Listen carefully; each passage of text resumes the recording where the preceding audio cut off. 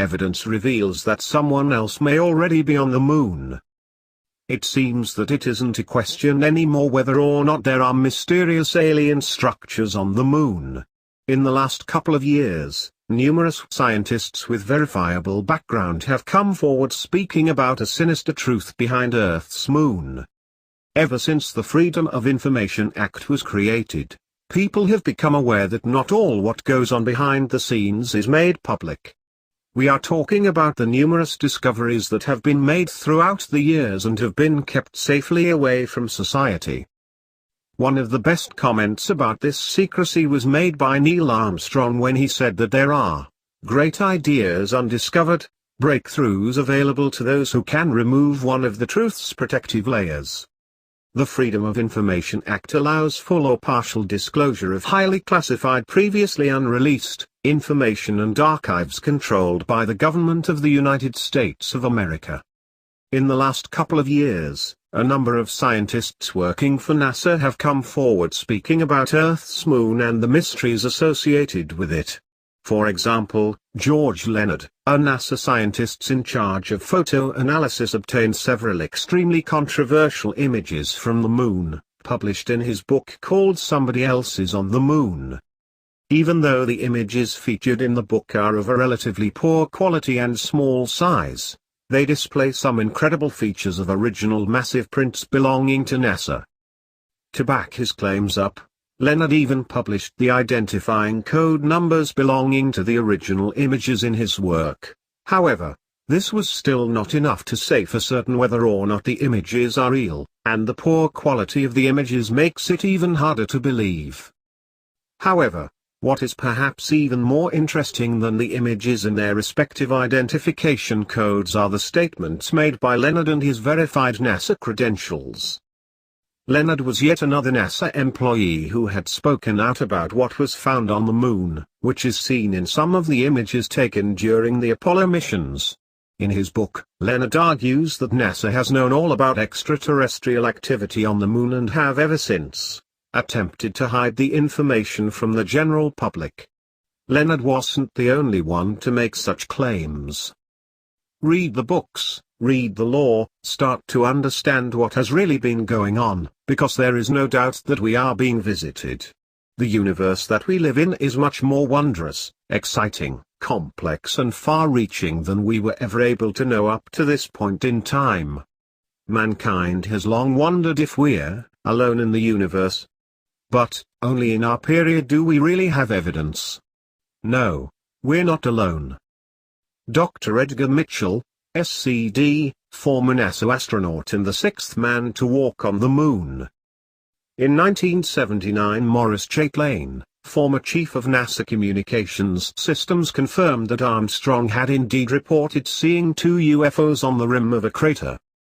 The encounter was common knowledge in NASA, but nobody has talked about it until now. All Apollo and Gemini flights were followed, both at a distance and sometimes also quite closely, by space vehicles of extraterrestrial origin. Flying saucers, or UFOs, if you want to call them by that name. Every time it occurred, the astronauts informed Mission Control, who then ordered absolute silence.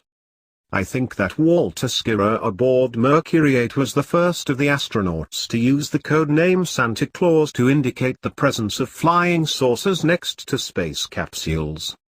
However, his announcements were barely noticed by the general public. It was a little different when James Lovell on board the Apollo 8 command module came out from behind the moon and said for everybody to hear, "Please be informed there is a Santa Claus." Even though this happened on Christmas Day 1968, many people sensed a hidden meaning in those words. The rumors persist. NASA may well be a civilian agency, but many of its programs are funded by the defense budget and most of the astronauts are subject to military security regulations. Apart from the fact that the National Security Agency screens all films and probably radio communications as well. We have the statements by Otto Binder, Dr. Gary Henderson and Maurice Chaplain that the astronauts were under strict orders not to discuss their sightings. and Gordon Cooper has testified to a United Nations committee that one of the astronauts actually witnessed a UFO on the ground.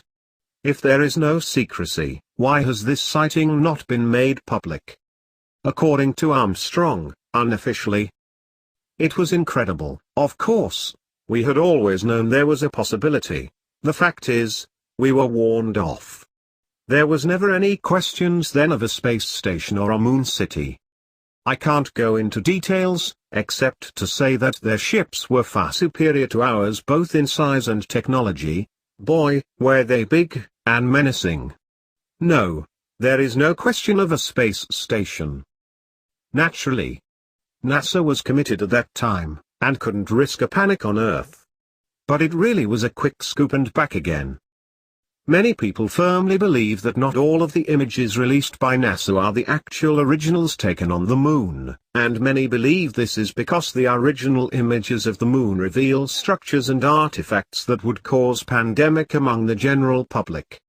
Many believe that there are hundreds of images from NASA that have been altered in order to hide structures, moon bases, and artifacts that prove there is an alien presence on the moon. NASA scientist Dr. Falk Elbaz described this the best way possible when he stated that not every discovery has been announced to the public. In addition to Leonard and several former astronauts who have spoken out about alien life, another interesting claim comes from Dr. John Brandenburg, who was the deputy manager of the Clementine mission to the moon. The mission discovered water at the moon's poles in 1994. In an interview, Dr. Brandenburg, who spoke out about the fact that life on Mars existed in the distant past, said the following.